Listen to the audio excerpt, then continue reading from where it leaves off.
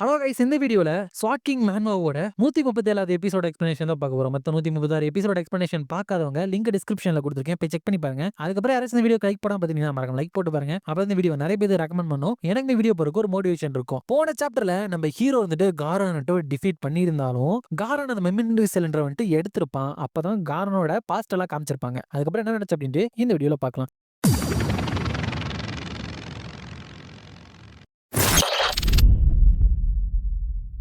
சாப்டரோட ஸ்டார்டிங்ல அந்த தியோடோர் இருக்கான்ல, அவர் இருந்துட்டு ப்ளீஸ் எனக்கு ஸ்வாட்ஸ்மேன்ஷிப்பை சொல்லிக் கொடுங்க மாஸ்டர் அப்படிங்கிறப்ப காரன்ட்டு யுவர் ஹைனஸ் நீங்க இந்த மாதிரி எல்லாம் பிஹேவ் பண்ணக்கூடாது. நான் வெறும் உங்களுக்கு பாடி கார்டு நைட்டு தான். உங்களுக்கு இதெல்லாம் சொல்லிக் கொடுக்கறதுக்கு ராயல் ஃபென்சிங் இன்ஸ்ட்ரக்டர்லாம் இருப்பாங்க அப்படிங்கிறப்ப தியோடோர் இருந்துட்டு நான் என்ன நினைச்சேன் அப்படின்னா, நான் போதுமான அளவு படிச்சிருந்தேன் அப்படின்னா அந்த இடத்துல என் அம்மாவை வந்துட்டு என்னால ப்ரொடெக்ட் பண்ண முடிஞ்சிருக்கும். என்னால அப்ப எதுவுமே பண்ண முடியல அப்படின்னு சொல்லிட்டு என் மேலேயே எனக்கு வெறுப்பு இருந்துச்சு. அதனாலதான் உங்களை மாதிரியே நானும் ஸ்ட்ராங்கா மாறி சார் காரான் என்னோட அம்மா வந்துட்டு நான் ப்ரொடெக்ட் பண்ணணும். அதுக்கப்புறம் இந்த உலகத்தையும் வந்துட்டு நான் பெட்டரா மாத்தணும் அப்படிங்கிற ஆல்ரெடி நீங்க இந்த உலகத்தை பெட்டரா மாத்த படிச்சுட்டு தான் இருக்கீங்க யுவர் ஹைனஸ். ஸ்வாட்ஸ்மேன்ஷிப்பை மட்டுமே வச்சு எல்லாத்தையுமே அப்படின்ட்டு சொல்ல வந்துட்டு மனசுக்குள்ள அந்த ஒரு தருணத்துல தான் எனக்கு ஒரு விஷயம் புரிஞ்சு. என்னோட அப்பாவோட வார்த்தைங்க, நான் சின்ன பையனா இருக்கப்ப என்கிட்ட எங்க அப்பா ஹார்ஷா பேசின வார்த்தைங்க எல்லாமே ஆக்சுவலா அவருக்கு அவரு திட்டிக்கிட்ட வார்த்தைகள் தான் அப்படின்னு நினைச்சிட்டு உங்களோட முடிவு வந்துட்டு அட்மைரபிள் தான், பட் இதை தானா என்னால மட்டும் முடிவு பண்ண முடியாது அப்படின்னு சொல்லிட்டு கிளாரா வந்துட்டு என்ன சொல்றா அப்படின்னு பார்க்கலாம். திரும்பி பார்த்தா அவர்ன்ட்டு குட் லக் அப்படின்னு சொல்றா. காரான்ட்டு ஓ ஆல்ரெடி பேசி முடிவு பண்ணிட்டு தான் வந்திருக்காங்க போல அப்படின்னு நினைச்சிட்டு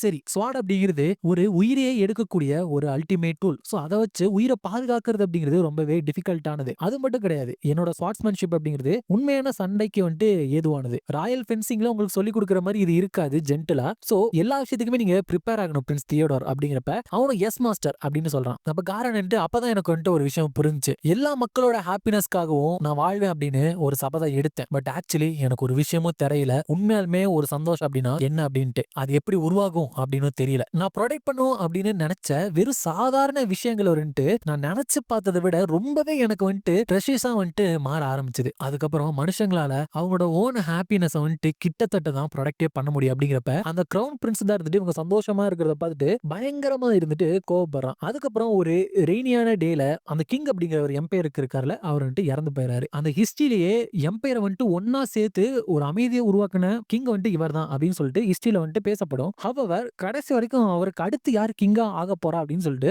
அவர் முடிவு பண்ணி வைக்காமயே போயிட்டாரு. ஏன்னா அவரோட முடிவு பண்ண முடியல. ஒரு நாள் காரவன் கிட்ட பாக்குறப்ப காடாசஸ் இருந்துட்டு நம்ம எம்பையரை மட்டும் டிஃபரெண்டா பாக்குறாங்க போல அப்படிங்கிறப்ப காரவன்ட்டு ஏன் இப்படி ஒரு விஷயத்த சொல்றீங்க அப்படின்னு கேக்குறப்ப கிங் இருந்துட்டு ஏன்னா உன்ன மாதிரி ஒருத்தனை ஒரு ஃப்ரண்டியரோட நோபல் சன்னா தான் பிறக்க வச்சிருக்கான். என்ன மாதிரி ஒரு ஆளுக்கு நீ ஒரு பையனா வந்துட்டு அந்த கடவுள் வந்துட்டு பிறக்க வச்சிருந்திருக்கணும். ஏன்னா இப்ப இருக்கிற பிரின்ஸுங்கள்ட்ட வந்துட்டு அரசியல்னா என்னன்னே தெரியல. இப்ப வந்து இப்படியே நான் செத்து போயிட்டு அப்படின்னா இந்த எம்பையரோட நிலைமை என்னன்னு எனக்கு தெரியல அப்படிங்கிறப்ப காரான்ட்டு ப்ளீஸ் அப்பெல்லாம் பேசாதீங்க. ஆல்ரெடி நம்ம கிட்ட கிரவுன் பிரின்ஸ் இருக்காங்க அப்படிங்கிறப்ப கிங் இருந்துட்டு கிரவுன் பிரின்ஸா அவங்க அம்மா என்ன ஆசைப்படுறாளோ அதை பத்தி அவன் ரஷ் பண்ணி தான் அவனோட அச்சீவ்மெண்ட் வரைக்கும் இது வரைக்கும் பண்ணியிருக்கான். அவன் மத்தவங்களை பத்தி கேர் பண்ணிக்கவே மாட்டான். அவனுக்கு மத்தவங்க எப்படி ஒரு விஷயத்தை எடுக்கணும் அப்படின்னு தெரியும். நான் இறந்து போயிட்டேன் அப்படின்னா அவனுக்கு இருக்கிற சில கட்டுப்பாடுகள் இருந்துட்டு முழுசா அவங்க இருந்து போயிடும். சோ அவனோட பேராசை வந்துட்டு கடைசி வரைக்கும் ஒரு பெரும் ஆபத்தை தான் வந்துட்டு மத்தவங்களுக்கு கொடுத்துக்கிட்டே இருக்கும். சோ கிரவுன் பிரின்ஸ் இருந்துட்டு அடுத்த கிங் ஆகிறதுக்கு தகுதி இல்லாதவன். இருந்தாலும் அவனை அப்படி மறுக்கிறதுக்கு வந்துட்டு என்கிட்ட சரியான ஜஸ்டிபிகேஷன் வந்துட்டு கிடையாது. சோ அவன் மட்டும் கிங்கா மாறிட்டானா சிவில் வார் அப்படிங்கிறது இன்னெவிடபிள். இங்க இருக்கிற மக்கள் இருந்துட்டு கண்டிப்பா இருந்துட்டு சஃபர் ஆவாங்க அப்படின்னு சொல்லிட்டு தான் இறந்திருக்காப்ல. அது கூட பேரலா இங்க அந்த கிரவுன் பிரின்ஸ் தான் அடுத்து கிங்கா மாறி இருக்கா. அதை தெளிவா காமிச்சாங்க. அப்ப காரான் இருந்துட்டு நினைச்சு பாக்குறப்ப இந்த கிங் கடைசியா காரான் உண்மையுமே இந்த மக்கள் கஷ்டப்படுறத வந்துட்டு உன்னால இக்னோர் பண்ண முடியல. இந்த உலகத்தை உண்மையுமே நீ மாத்தணும் அப்படின்னு ஆசைப்பட்ட அப்படின்னா நீ வந்துட்டு ஒரு ஹீரோவா மாறணும் அப்படின்னு சொல்லியிருக்காப்ல. இதுதான் நான் வந்துட்டு என்னோட பதவியில இருந்து இறங்குறதுக்கு முன்னாடி கிங்கோட வச்சுக்கிட்ட கடைசி கான்வர்சேஷன். கிங் இருந்துட்டு யங்கஸ்ட் பிரின்ஸோட பிரில்லியன்ஸை வந்துட்டு ரெகனைஸ் பண்ணியிருந்தாலும் அவரை வாரிசா அறிவிக்கல. அப்படி பண்ணியிருந்தாரு அப்படின்னா இன்னுமே மத்த பிரின்ஸ் எல்லாமே தியோடோர இன்னுமே டார்ச்சர் பண்ணியிருந்திருப்பானுங்க. என் மைண்ட்ல இப்ப நிறைய விஷயங்கள் வந்துட்டு ஓடிட்டு இருக்கு. என்னால தூங்கிட்டு இருக்க முடியல அப்படிங்கிறப்பதான் யாரோ ஒருத்தவங்க அங்க வரதை வந்துட்டு உணர்ந்து யார் அப்படின்னு சொல்லிட்டு வெளியே போய் பார்த்தா அங்க வந்திருக்கிறது கிளாரா. அவர் வந்துட்டு இந்த மாதிரி லேட்டான அவர்ல வரதுக்கு என்ன மன்னிச்சிரு காரான் அப்படிங்கிறப்ப காரான்ட்டு லேடி கிளாரா என்ன ஆச்சு அப்படின்னு சொல்லிட்டு துணியை வந்து போத்துறப்ப அப்படிங்கிறப்ப அவர்ன்ட்டு உனக்கு தெரியுமா காரான், டெய்சி ஃபிளவர் இருந்துட்டு எந்த இடத்துல வேணாலும் பூக்கும். பட் அதுங்களுக்கு வந்துட்டு நீங்க ரொம்ப வாட்டர் குடுத்துட்ட அப்படின்னா அது வந்துட்டு இறந்து போயிரும் அப்படின்னு சொல்லிட்டு அவர் மாதிரி மூஞ்சிலாம் அடிபட்டு காயத்தோட அந்த கோலத்துல அங்க வந்திருக்கப்பவே காரானுக்கு தெரிஞ்சு போச்சு அந்த கிரவுன் பிரின்ஸ் தான் இருந்துட்டு கிளாராவை வந்துட்டு கெடுத்திருக்கான் அப்படின்ட்டு. அப்போ உடனே காரான்ட்டு இப்ப அவன் எங்க இருக்கான் அப்படின்னு போயிட்டு இருக்கிறப்ப டக்குனு கிளாரா இருந்துட்டு நம்ம காரானை பிடிச்சு கிஸ் பண்ணிரா. என்னால முடியல, எனக்கு டயர்ட் ஆயிருச்சு, என்னோட ஆம்பிஷன் இந்த லைஃப் நான் நினைச்ச அளவுக்கு நான் ஸ்ட்ராங்கா இல்ல போல காரான் அப்படிங்கிறப்ப காரான் இருந்துட்டு இன்னுமே அதிகாரப்பூர்வமா அந்த பிரின்ஸ் இருந்துட்டு கிங்கா மாறல, சோ கிளாராவை கெடுத்துட்டான் அப்படின்னு சொல்லி என்னால ஜஸ்டிபிகேஷனை கொடுத்து கிங்கா மாற முடியாம தடுக்க முடியும். என்னால பிரின்ஸ் தியோடோரை வந்துட்டு அடுத்த கிங்கா வந்துட்டு மாத்த முடியும். அது டேஞ்சரஸ் பெயின்ஃபுல்லா இருந்தாலும் அதுக்கு ஒரு சான்ஸ் இருக்கு. மக்களை வந்துட்டு சஃபரிங்ல இருந்து என்னால காப்பாத்த முடியும். இருந்தாலும் நான் சூஸ் பண்ணது வந்துட்டு நான் வந்துட்டு யாருக்கு தேவைப்பட்டனோ அவங்களதான். அதுக்கப்புறம் நான் கிளாராவையும் தியோடோரையும் கூட்டிட்டு அந்த கிங்டம் விட்டு போயிட்டேன். கிரவுன் பிரின்ஸ் இருந்துட்டு கிங்கா மாறின உடனே கிளாராக்கு பண்ண விஷயம் வெளியே தெரிய கூடாது அப்படின்னு சொல்லிட்டு கிளாரா வந்துட்டு கொல்றதுக்காக பாப்பான். அதனாலதான் எங்களை யாருமே ஃபாலோ பண்ண கூடாது அப்படின்னு சொல்லிட்டு நியரஸ்ட் பார்டருக்கு வந்துட்டு சாதாரண வழியில போகாம நிறைய கஷ்டமான மான்ஸ்டர்கள் வந்துட்டு நிறைஞ்சிருக்கிற வழியில வந்துட்டு நாங்க போனோம். கிரவுன் பிரின்ஸுக்கு வந்துட்டு எங்களோட பிளான் தெரிஞ்சு எங்களை வந்துட்டு ஃபாஸ்டாவே தேடி கண்டுபிடிச்சு வந்தாங்க. அப்ப அவங்க வந்துட்டு அந்த இடத்துல பார்த்தது வந்துட்டு நாங்க வந்துட்டு மான்ஸ்டர்னால சாப்பிடப்பட்டுட்டோம் அப்படின்னு ப்ரூஃப் தான். அஃப்கோர்ஸ் அந்த மான்ஸ்டர் நானே தான் கொண்டு அந்த இடத்துல அப்படியே செட்டப் பண்ணி வச்சிருந்தேன். பட் அந்த முட்டாள் கிரவுன் பிரின்ஸ் இருந்துட்டு அதை நம்பிட்டு அதுக்கப்புறம் எங்களை சேஸ் பண்றதை நிறுத்திட்டான். அதுக்கப்புறம் நிறைய மாசங்களை வந்துட்டு டிராவல் பண்ணி நாங்க வந்துட்டு அந்த கிங்டம் வந்துட்டு ஒரு ஷிப்பு வழியா விட்டு விலகி போயிட்டோம். அப்படிங்கிறப்ப கிளாரா வந்து கர்ப்பமா இருக்கு. அவர் ரெண்டு காரான் இந்த ஷிப்புனால நம்மளோட குழந்தைக்கு எதுவும் ஆயிராதுல அப்படிங்கிறப்ப கவலைப்படாத கிளாரா, இது நம்மளோட குழந்தை, கண்டிப்பா என்னன்னாலும் அவனை வந்துட்டு நான் ப்ரொடெக்ட் பண்ணுவேன் அப்படிங்கிறப்ப தியோடோர் வந்துட்டு நானுமே உன்னை ப்ரொடெக்ட் பண்ணுவேன் மதர் அப்படின்னு சொல்றாங்க. காரான் வந்துட்டு இப்படிதான் நாங்க ஒரு ஃபேமிலியா மாறணும் அப்படின்னு சொல்லிட்டு ஒரு இடத்துல போயிட்டு இறங்கிட்டு என்னோட பேரு ஆர்கான் ஆஸ்பால்ட், அதுக்கப்புறம் டெய்சி ஆஸ்பால்ட், டெரெக் ஆஸ்பால்ட், இதுதான் உங்களோட புது ஐடென்டிட்டிஸ், ஹவுஸ் ஆஃப் ஆஸ்பால்ட் அப்படிங்கிறப்ப தியோடோர் இருந்துட்டு அப்படின்னா நான் உங்களை அப்பான்னு கூப்பிடலாமா அப்படிங்கிறப்ப அஃப்கோர்ஸ் மைசன் அப்படின்னு காரான் சொல்றப்ப இது எல்லாத்தையுமே அவனுக்கு ஏற்பாடு பண்ணி கொடுத்துருக்கிறது வந்துட்டு ஜெனோவியா. அவளுக்குமே வந்துட்டு தேங்க்யூ சொல்றான். அப்ப ஜெனோவியா இருந்துட்டு இது என்னதான் எம்பையரோட ஆப்போசிட் சைடா இருந்தாலும் இது வந்துட்டு ரொம்பவே வந்துட்டு ஊருக்கு ஒதுக்குப்புறமா இருக்குல்ல, இதுக்கு போல என்னோட இன்ஃபுளுன்ஸ் இருக்கிற மேஜிக் கிங்டமுக்கு நீ வந்துடலாம்ல அப்படிங்கிறப்ப காரான் இருந்துட்டு பெரிய சிட்டியெல்லாம் ஆபத்து, ஒரு சின்னதா தப்பா ஒரு ஸ்டெப் எடுத்து வச்சாலும் சரி அதனால பெரிய பிரச்சனை ஏற்பட வாய்ப்பு இருக்கு அப்படிங்கிறப்ப ஜெனோவியா இருந்துட்டு சோ அதனாலதான் நீ ஹோலி எனக்கு சொல்லலையா அப்படிங்கிறப்ப காரான் இருந்துட்டு அவ வந்துட்டு நிம்ஸ் கிங்டமோட ஒரு குயினா மாறிட்டா. அவ எனக்கு ஹெல்ப் பண்ண ட்ரை பண்ண அப்படின்னா விஷயங்கள் எல்லாமே எஸ்கலேட் ஆக வாய்ப்பு இருக்கு. அதனால எனக்கு இந்த அரசியல்ல இன்வால்வ் ஆகும் இனிமேல் விருப்பம் கிடையாது, எனக்கு இந்த மாதிரி இருக்கிறதே போதும், இப்படியே இந்த இடத்துல இருக்குது அப்படின்னு சொல்றப்ப ஜெனோவியா இருந்துட்டு என்ன இப்படி சொல்றான் அப்படிங்கிற மாதிரி ஒரு லுக் விடுறா. சோ இந்த இடத்துல இருந்தா நம்ம காரானா வந்துட்டு இவ திசை திருப்பி விடணும் அவளோட பிளானுக்கு அப்படின்னு முடிவெடுத்திருப்பா போல. இதோட இந்த சாப்டர் வந்துட்டு முடியுது.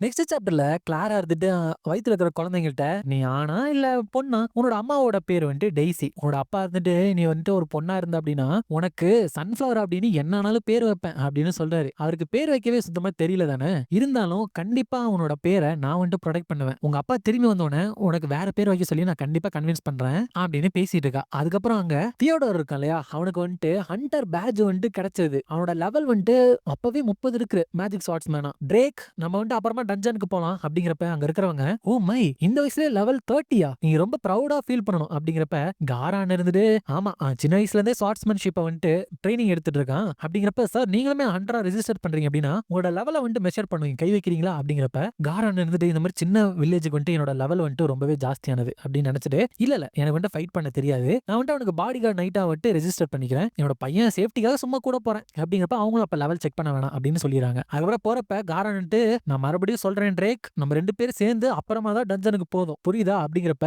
எஸ் ஃபாதர் அப்படின்னு சொல்லிட்டு அவனு ஜாலியா போயிட்டு இருக்கான். ஆனா அப்பதான் அங்க யாரோ ஒருத்தவங்க ஃபாலோ பண்றதை வந்துட்டு அவன் கண்காணிச்சுட்டு ட்ரேக் நீ வந்துட்டு என்ன விட்டுட்டு வீட்டுக்கு போ அப்படிங்கிறப்ப ஏன் ஃபாதர் அப்படின்ட்டு பின்னாடி திரும்பி பார்த்தா அந்த இடத்துல காரான் வந்துட்டு இல்ல. அப்ப அங்க இருக்கிறவன் தப்பிச்சு போயிட்டு அப்பாடா கொஞ்சம் இருந்தா மாட்டிருப்பேன் அப்படிங்கிறப்ப காரான் அவனை பிடிச்சிட்டு அதான் இப்ப மாட்டிக்கிட்டே, யார்ட்டையாச்சும் நீ திருட போற அப்படின்னா உன்னோட டார்கெட்டை வந்துட்டு நீ கேர்ஃபுல்லா வந்துட்டு சூஸ் பண்ணணும் அப்படிங்கிறப்ப நான் வந்துட்டு உங்கள்ட்ட திருட போறேனா என்ன நான்சென்ஸா பேசிட்டீங்க அப்படிங்கிறப்ப காரான் அப்படிதான் எதுக்கு வந்துட்டு இப்படி பதட்டமாகற அப்படிங்கிறப்ப ஏன்னா நான் நினைச்சதை விட உன்னோட லெவல் வந்துட்டு ரொம்பவே அதிகமா இருக்குது, பட் பரவாயில்ல எங்ககிட்ட வந்துட்டு நிறைய பேர் இருக்கும் அது எங்களுக்கு அட்வான்டேஜ் தான், கவலையே படாதீங்க, நம்மளோட ஆவரேஜ் லெவலே 35, சோ நம்ம எல்லாருமே சேர்ந்தா கண்டிப்பா இவனை தோக்கடிச்சிடலாம் அப்படின்னு சொல்றாங்க. சோ உங்களுக்கே தெரியும் என்னோட லெவலை அவனை பார்த்தே சொல்றாங்க அப்படின்னா எல்லாருமே வெளி உலகத்தை சேர்ந்தவங்க. அப்ப காரான் வெளி உலகத்தை சேர்ந்தவன் அப்படிங்கிறப்ப அங்க இருக்கிற வந்துட்டு காரான வந்துட்டு குத்துறதுக்கு வரான். அங்க வீட்ல பார்த்தா தியோடோர் இருந்துட்டு ரத்த வெள்ளத்துல அந்த இடத்துல கிடக்கான். அப்ப அங்கேயுமே வெளி உலகத்துக்கு சேர்ந்தவங்க வந்து அதெல்லாம் பண்ணிருக்கானுங்க. Dam it! இந்த பொடிய இருந்துட்டு நமக்கு ரொம்ப பிரச்சனை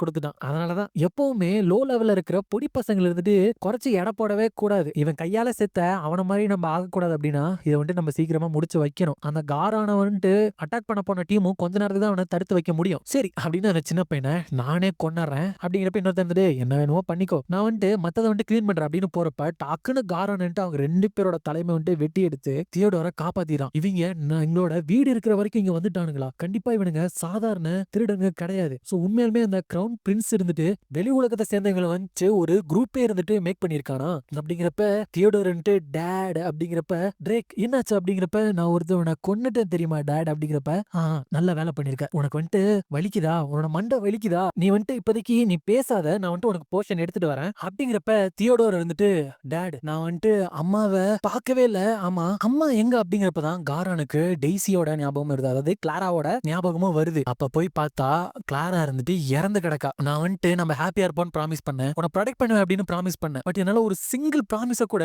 காப்பாற்ற முடியல. அதுவும் உண்மையாலுமே நான் ஒருத்தவங்களுக்கு தேவைப்பட்டேன், அவங்களுக்காக கூட காப்பாற்ற முடியல. அவங்களையும் இந்த உலகம் இருந்துட்டு என்கிட்ட இருந்து கூட்டிட்டு போயிருச்சு அப்படின்னு ரொம்பவே எமோஷனல் ஆகுறான். அதுக்கப்புறம் ஜெனோவியா இருந்துட்டு ரொம்பவே லேட் ஆயிருச்சு. ஸ்பிரிச்சுவல் ஹீலிங் மூலியமா இவனோட வெளிக்காயத்தை வேணா என்னால ஹீல் பண்ண முடியும். பட் ஈவன் ஓலியனே இந்த இடத்துக்கு வந்தாலும் கூட அவனோட பிரெயின் டேமேஜ வந்துட்டு நம்மளால ஹீல் பண்ண முடியாது. என்ன மன்னிச்சிரு காரான் அப்படின்னு சொல்றா. சோ தியோடோர் வந்துட்டு கொஞ்சம் பைத்தியம் ஆயிட்டான்னு நினைக்கிறேன். அதுக்கப்புறம் அந்த மெமரி சிலிண்டர் அப்பதான் வச்சு இது வந்துட்டு புதுசா கண்டுபிடிச்சிருக்கிற ஒரு ஆர்டிஃபேக்ட். உன்னோட வலி வந்துட்டு ரொம்ப அதிகமா இருந்துச்சு அப்படின்னா இது உன்னோட மைண்ட வந்துட்டு எரேஸ் பண்ணிரும், ஏன்னா இது உன்னோட தப்பு கிடையாதுல்ல அப்படின்னு சொல்றா. அப்ப காரான் வந்துட்டு என்னது என்னோட ஃபால்ட் இல்லையா, அப்புறம்னா இது யாரோட ஃபால்ட் ஜெனோவியா, நான் எடுத்த முடிவுகளுக்கான பிரைஸ வந்துட்டு பே பண்ணிட்டு இருக்கேன், என்னோட விதியில இருந்து நான் ஓடி தப்பிக்கலாம் அப்படின்னு நினைச்சல அதுக்கான பிரைஸ், நான் வந்துட்டு இந்த உலகத்தை பிக்ஸ் பண்றதுக்கான சான்ஸ வந்துட்டு இழந்துட்டு என்னோட செல்ஃபிஷான எமோஷன்ஸை ஃபாலோ பண்ணி இந்த இடத்துக்கு வந்தேன் ஒரு ஃபேமிலி கிரியேட் பண்ணலாம் அப்படின்ட்டு. பட் நான் எடுத்த முடிவுகளுக்கு தான் நான் இப்ப அனுபவிக்கிறேன். இன்னும் 2 நாள்ல நீ வந்துட்டு என்ன வந்து பாரு, சீக்கிரட்டா என்கிட்ட இருக்கிற இந்த மெமரி சிலிண்டரை எடுத்துட்டு போயிரு, அதுக்கப்புறம் என்ன தூக்கத்துல இருந்து எழுப்பி எல்லாத்தையுமே எக்ஸ்பிளைன் பண்ணு. நான் வந்துட்டு லாஸ்ட் பிரின்ஸை வந்துட்டு ப்ரொடெக்ட் பண்ணதுனால என்ன வந்துட்டு எம்பையர்ல இருந்து துரத்தி விட்டுட்டாங்க, என் மண்டையில அடிப்பட்டதுனால எனக்கு வந்துட்டு சில மெமரி வந்துட்டு லாஸ் ஆயிடுச்சு அப்படின்னு எனக்கு எக்ஸ்பிளைன் பண்ணு. நீ வந்துட்டு நான் எந்திரிக்கிறதுக்காக வெயிட் பண்ணிட்டு இருந்த, சீக்கிரட்டா ஒளிஞ்சிட்டு இருந்த அப்படின்னு சொல்லு. அது மட்டும் இல்லாம இந்த உலகத்துக்கு ஒரு ஹீரோ தேவைப்படுறேன்னு சொல்லு, ஏன்னா சந்தோஷம் அப்படிங்கிறது இந்த உலகத்துல என்னால அஃபோர்டு பண்ண முடியாத ஒரு ஆடம்பரமான ஒரு விஷயம் அப்படின்னு சொல்லியிருக்கான். பட் உங்களுக்கு இந்த விஷயம்லாம் பார்த்தாலே புரியும், ஃபர்ஸ்ட்ல இருந்தே வெளி உலகத்தை சேர்ந்தவங்களை கண்ட்ரோல் பண்ணிட்டு இருந்தது யாரு, டீமன் காட். டீமன் காடோட ஆள் யாரு, ஜெனோவியா. சோ காரானோட ஃபேமிலிய கொல்ல வச்சது எனக்கு தெரிஞ்சு ஜெனோவியாவா தான் இருக்கணும், காரான் இந்த மாதிரி மறுபடியும் அவனோட பழைய ட்ராக்குக்கு வரதுக்காக. அப்ப இந்த விஷயங்கள் எல்லாமே நம்ம ஹீரோவும் பாக்குறான், கிபியரும் இருந்துட்டு பாக்குறா. கிபியர் இருந்துட்டு உன்னோட மெமரிஸ் எல்லாத்தையுமே அழிச்சிட்டு உன்னை நீயே ஏமாத்திக்கிட்ட, அது மூலியமா நீ சரியான முடிவுகள் எடுப்ப அப்படின்னு சொல்லிட்டு நீயே நம்பினல. பட் மனுஷங்களோட எமோஷன்ஸ் வந்துட்டு அப்படியே காணாம போகாது. இப்ப கடைசியில உனக்குள்ள இருக்கிறது எல்லாமே விரக்தியும் வெஞ்சன்ஸும் தான், அதுவும் உனக்கு ஏன் அப்படின்னே தெரியாம. அப்படிங்கிறப்ப ஹீரோ வந்துட்டு இப்ப எனக்கு புரியுது எதுக்கு நீ வெளி உலகத்தை சேர்ந்தவங்கள அந்த அளவுக்கு வெறுக்கிற அப்படின்ட்டு. இந்த உலகத்தையே கூட நீ வந்துட்டு வெறுத்திருக்கலாம், பட் இது மூலமா எனக்கு சிரிப்பு தான் நீ வர வைக்கிற. உனக்கு என்ன நடந்துச்சோ அதே விஷயங்கள் தான் நீ மத்தவங்களுக்குமே பண்ணியிருக்கிற. நீ தேவை அப்படின்னு சொல்லிட்டு இந்த உலகத்துல நிறைய பலிய வந்துட்டு ஏற்படுத்தி விட்டுட்ட. இப்ப திடீர்னு உன்னால அது எல்லாத்தையுமே அண்டர்ஸ்டாண்ட் பண்ணிக்க முடியும், அதுக்காக வருத்தப்பட முடியும் அப்படின்னு நினைக்கிறியா? இந்த இடத்துல பாதிக்கப்பட்டவன் நீ அப்படிங்கிற மாதிரி நடக்காத. இந்த மாதிரி ஒரு சின்ன விஷயத்தின் மூலியமா அந்த டீமன் கார்டு உன்னை கண்ட்ரோல் பண்ணி இந்த அளவுக்கு கொண்டு வர வச்சிருக்கான்னு என்கிட்ட சொல்றியா அப்படின்னு ஹீரோ கேட்கிறப்ப ஜெனோவியா இருந்துட்டு யா கண்டிப்பா இந்த மாதிரி ஒரு விஷயம்லாம் எங்களுக்கு போதுமான காரணமா இல்ல, காரான் இருந்துட்டு இந்த மாதிரி சின்ன ஒரு வருத்தத்தினால உடஞ்சு போற ஆளே கிடையாது அப்படிங்கிறப்ப இவங்க இருந்துட்டு ஜெனோவியா நீ என்ன சொல்ற அப்படிங்கிறப்ப ஜெனோவியா ரெண்டு காரான் உன்னோட மெமரி எல்லாமே உனக்கு திரும்ப கிடைச்சிருச்சு அப்படின்னா உனக்கு எல்லா மெமரிஸுமே ஒரு விஷயத்த வந்துட்டு ரியலைஸ் பண்ணிருக்கணுமே, தண்டர் எம்பரர் காரம் நீ பண்ண உண்மையான பாவம் அப்படின்னு சொல்லிட்டு நமக்கு இது வரைக்கும் தெரியாத இன்னொரு விஷயத்தையுமே இருந்துட்டு அவ சொல்றா. அப்படி என்ன தப்பு பண்ண அப்படின்னு தெரியல. இதோட இந்த சாப்டர் முடியுது. உங்களுக்கு எப்படின்னு தெரியல, எனக்கு இந்த மேன்வார்ன்ட்டு அவ்வளோ பிடிச்சிருக்கு. பட் அந்த நேரத்துல நம்ம சேனலுக்கு ஸ்ட்ரைக் வந்துட்டு அதுக்கப்புறம் இப்போ நம்ம சேனல் போயிட்டு நிறைய பேர் இந்த மேன்வா வந்துட்டு மிஸ் பண்ணிட்டாங்க. என்னை பொறுத்த வரைக்கும் இது ரொம்பவே அண்டர் ரேட்டடான மேன்வா. ஸோ முடிஞ்ச அளவுக்கு இந்த வீடியோ வந்துட்டு ஷேர் பண்ணுங்க, முடிஞ்ச அளவுக்கு இந்த கதை வந்துட்டு நிறைய பேரை போயிட்டு சேர்ந்தா சரி. இந்த வீடியோ பிடிச்சிருந்தா மறக்காம லைக், ஷேர் அண்ட் சப்ஸ்கிரைப் பண்ணிருங்க. உங்களை நான் அடுத்த வீடியோல பார்க்குறேன்.